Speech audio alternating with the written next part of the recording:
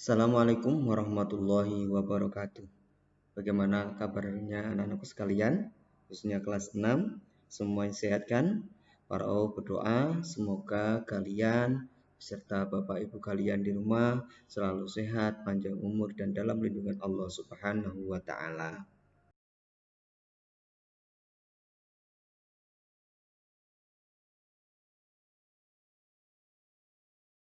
Ini kita akan mempelajari tentang materi pembelajaran Al-Quran Hadis bab 1 Quran Surah Ad-Duha. Namun sebelum itu, marilah kita berdoa bersama. Semoga Allah memberikan ridhonya kepada kita semuanya, sehingga ilmu yang kita dapat nanti menjadi ilmu yang bermanfaat. Amin Allahumma amin. Kita berdoa dengan membaca suratul Fatihah bersama-sama. A'udzu billahi minasyaitonir rajim. Bismillahirrahmanirrahim. Alhamdulillahirabbil alamin. Arrahmanir rahim. Maliki yaumiddin. Iyyaka na'budu wa iyyaka nasta'in. Ihdinas siratal mustaqim. Siratal ladzina an'amta 'alaihim ghairil maghdubi 'alaihim waladdallin. Amin.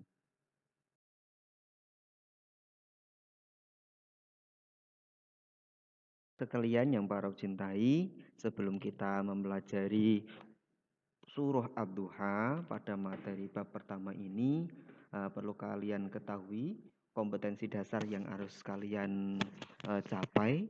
Nantinya kalian pertama harus dapat menghayati nilai-nilai kandungan Quran Surah Ad-Duha. Kemudian kalian diharapkan terbiasa mengamalkan isi kandungan Quran Surah Ad-Duha. Kemudian dapat memahami arti dan isi kandungan Quran Surah Ad-Duha.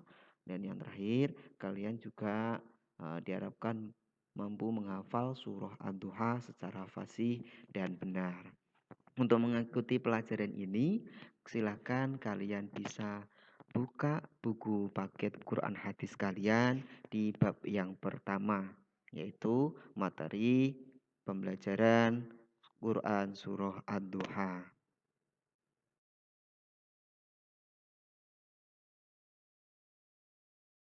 Untuk mempelajari Quran Surah Ad-Duha, yang pertama kalian harus bisa membaca dan menghafal Quran Surah Ad-Duha dengan baik, fasih dan benar sesuai dengan ilmu tajwid.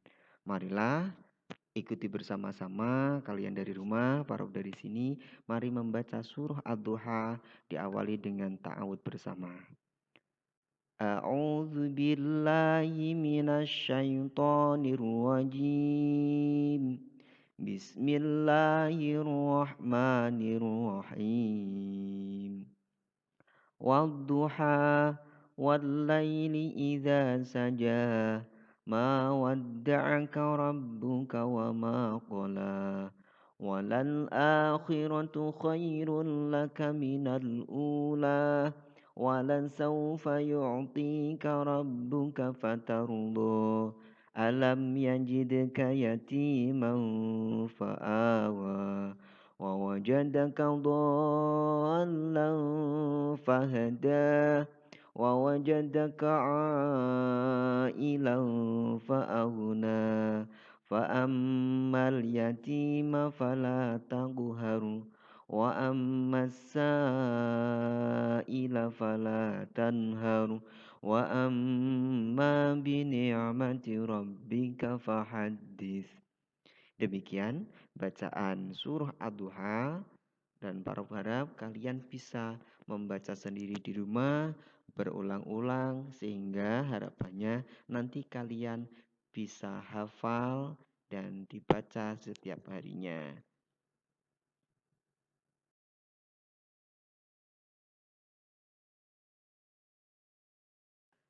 Nah, setelah kalian sudah bisa melafalkan, membaca, dan menghafal surah Ad-Duha secara mandiri, secara fasih dan benar menurut ilmu tajwid, marilah kita bersama-sama mengartikan surah Ad-Duha ya, dengan harapan nanti kalian bisa memahami arti dan isi kandungan surah Ad-Duha. Yang pertama, Bismillahirrahmanirrahim, dengan menyebut nama Allah yang Maha Pengasih lagi Maha Penyayang. Ayat yang pertama, wadduha, demi waktu matahari sepenggalah naik. Atau kalau dalam bahasa umumnya, demi waktu pagi. Ya, demi waktu pagi. Dalam kurung, di mana matahari naik sepenggalah. Itu arti yang pertama. Yang kedua, walaili idza saja. Artinya, dan demi malam apabila telah sunyi. Ayat yang ketiga, ya, ayat yang ketiga, ma wadda'aka rabbuka wa ma qala. Robmu atau Tuhanmu Allah tidak meninggalkan kamu dan tidak pula membenci kepadamu. Artinya Allah itu tidak membenci dan tidak meninggalkan Nabi Muhammad. Maksudnya bagaimana? Nanti kita pelajari di slide selanjutnya. Kemudian yang keempat, walal akhiratu khairul laka minal ula. Yang artinya, dan sesungguhnya hari akhir itu lebih baik bagimu daripada permulaan. Yang kelima, ya, wala saufa yu'tika rabbuka fatardo. Wala saufa yu'tika rabbuka fatardo. Artinya adalah, dan kelak pasti Rabbmu dalam kurung Allah memberikan karunia-Nya kepadamu, lalu kamu menjadi puas. Kemudian yang keenam, alam yajidka yatiman fa'awa. Artinya, bukankah dia mendapatimu, artinya Allah mendapatimu Nabi Muhammad sebagai seorang yatim lalu dia melindungimu. Kemudian yang ayat yang ketujuh, wa wajadaka dhallan fahada. Ya, wa wajadaka dhallan fahada. Artinya, dan dia mendapatimu sebagai seorang yang bingung, lalu dia memberikan petunjuk. Kemudian yang ke-8, wa wajadaka ailan fa'auna, artinya adalah, dan dia mendapatimu sebagai seorang yang kekurangan, lalu dia memberikan kecukupan. Kemudian yang ke-9, fa'ammal yatima fala taqhar. Fa'ammal yatima fala taqhar, artinya adalah, adapun terhadap anak yatim, maka janganlah kamu berlaku sewenang-wenang. Kemudian yang ke-10, ayat yang ke-10, wa ammasaila fala tanhar. Dan kepada orang yang meminta-minta, maka janganlah kamu menghardiknya. Dan ayat yang terakhir, ayat yang ke-11, wa amma bi ni'mati rabbika fahaddits. Wa amma bi ni'mati rabbika fahaddits. Dan terhadap nikmat Rabbmu, nikmat Tuhanmu, nikmat Allah, maka hendaklah kamu menyebut-nyebutnya. Dalam arti kita diperintahkan untuk bersyukur kepada Allah. Demikian ini terjemahan secara arti dari surah Ad-Duha.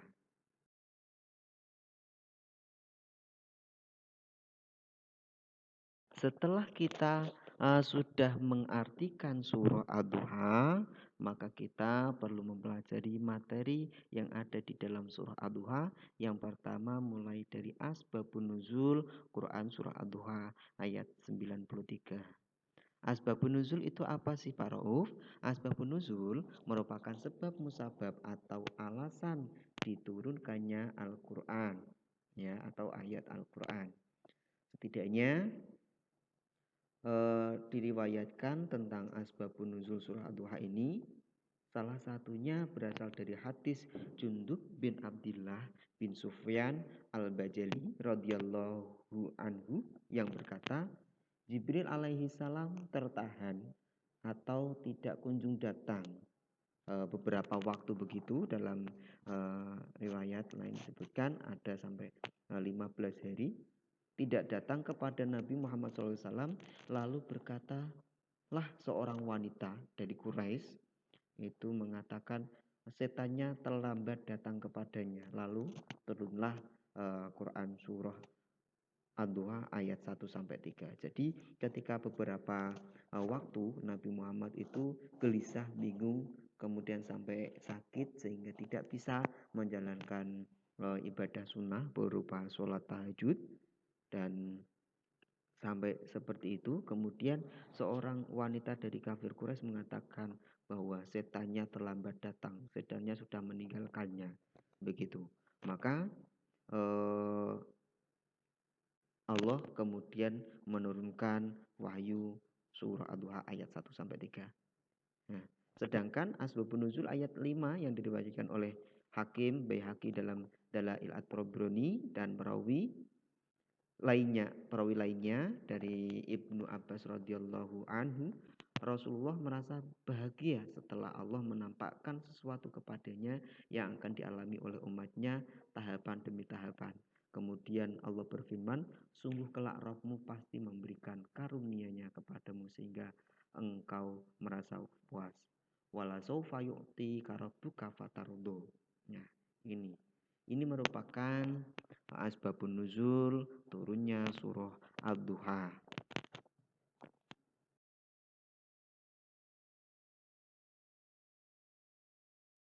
Selanjutnya, setelah kita mengetahui asbabun nuzul atau sebab turunnya surah Ad-Duha, mari kita mempelajari apa yang disampaikan di dalam surah Ad-Duha tersebut sehingga nanti kita mampu memahami isi kandungan surah Ad-Duha. Perlu diketahui, surah Ad-Duha adalah surah yang ke-93 di dalam Al-Qur'an, ya, dan terdiri dari 11 ayat. Surah ini termasuk golongan surah Makkiyah. Mengapa disebut dengan surah Makkiyah?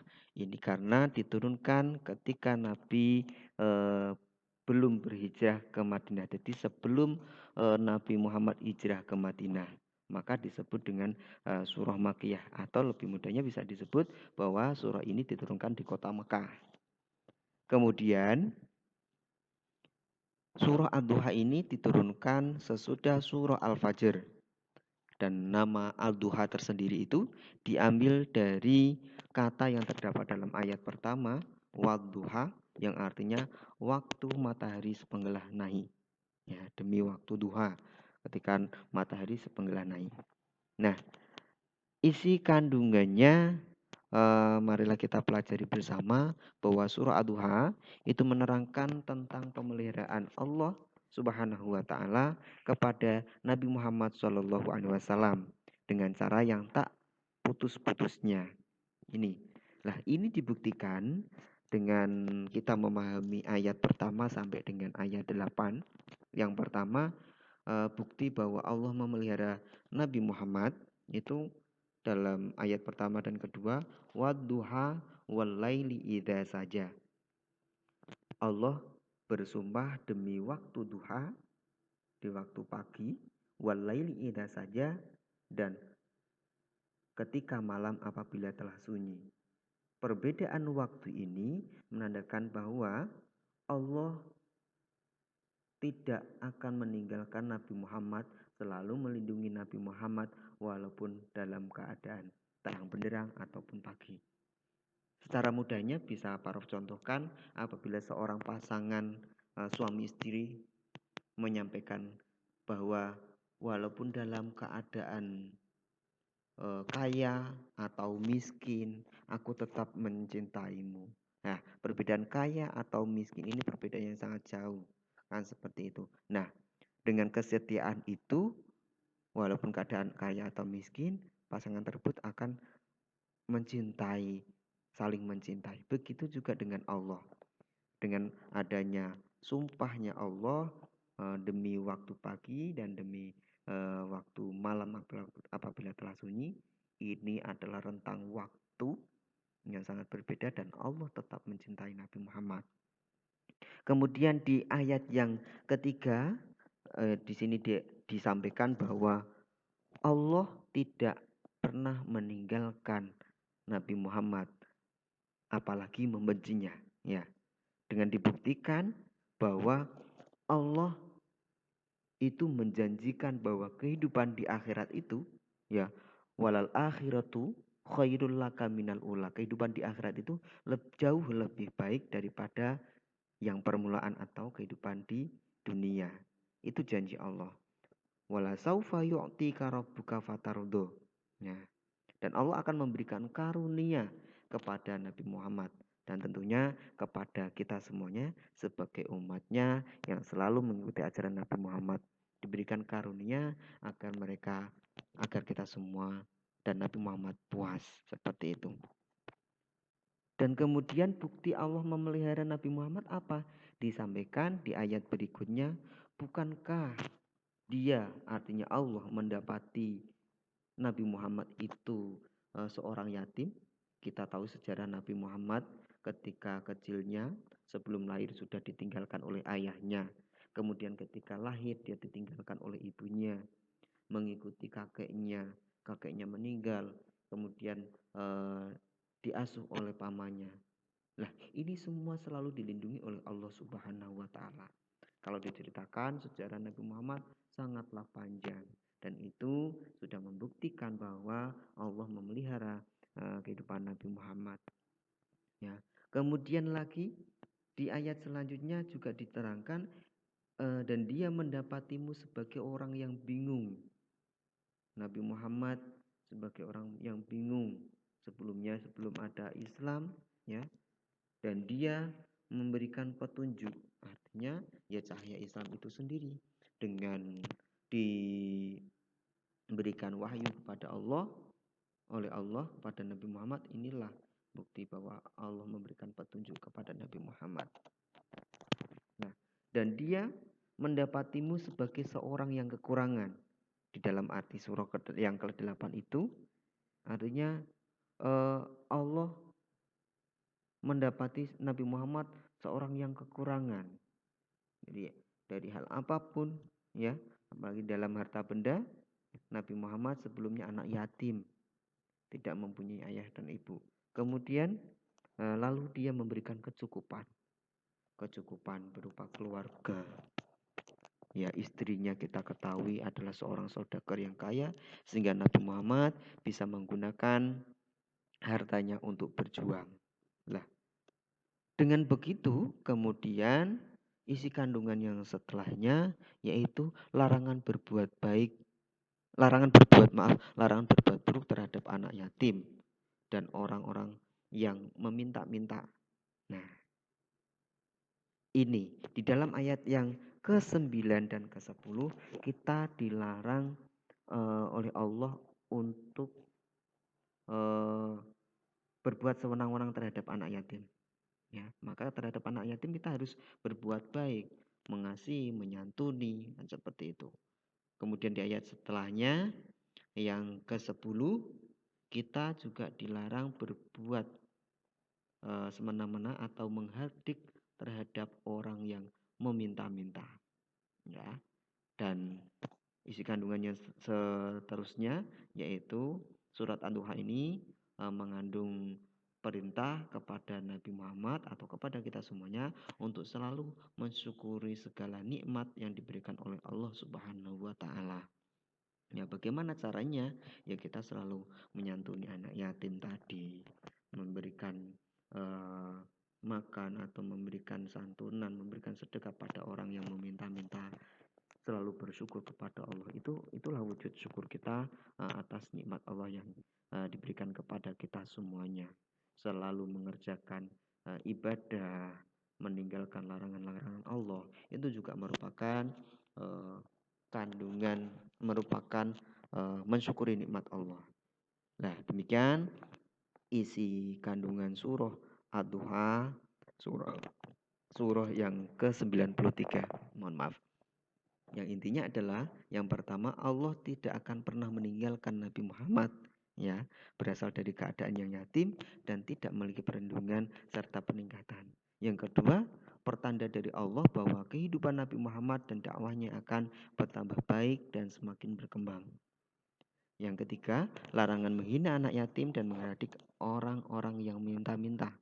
Yang keempat, perintah untuk mensyukuri anugerah yang diberikan oleh Allah Subhanahu wa taala.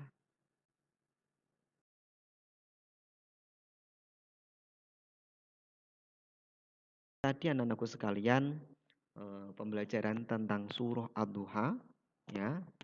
Semoga kalian bisa mengikuti, memahami apa yang Pak Rauf jelaskan. Dan setelah kalian memahami pembelajaran ini, Pak Rauf punya sedikit tugas untuk kalian. Yang pertama, tulislah Quran surah Ad-Duha dengan tulisan Arab secara rapi dan benar di buku tulis kalian masing-masing ya. Pak Rauf nanti akan nilai kerapian kalian dan kebenaran, ketepatan dalam menulis surah Ad-Duha ini. Boleh kalian melihat buku kalian, Al-Quran, Juz Amma, dan sebagainya.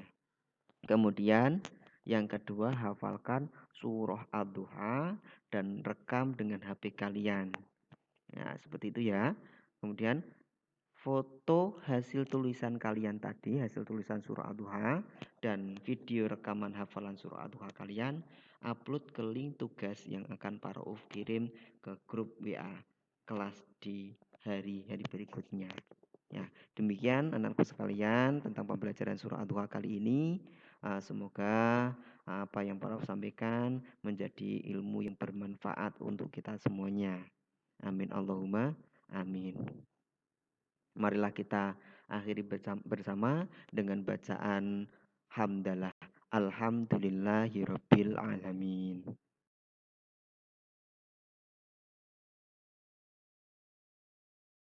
Para of tutup. Apabila ada kekurangan mohon maaf. Assalamualaikum warahmatullahi wabarakatuh.